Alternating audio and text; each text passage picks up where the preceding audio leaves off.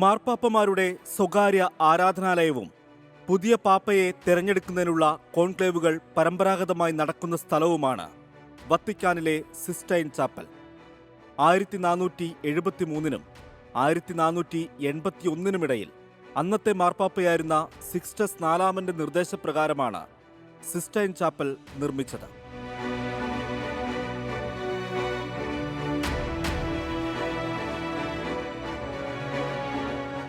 1508 1512 cysteine ചാപ്പലിന്റെ മുകൾ ഭാഗം ചിത്രീകരിക്കാൻ അന്ന് മാർപ്പാപ്പ ജൂലിയസ് രണ്ടാമൻ വിശ്വപ്രസിദ്ധ ചിത്രകാരൻ മൈക്കൽ ആഞ്ചലോയോട് ആവശ്യപ്പെട്ടു.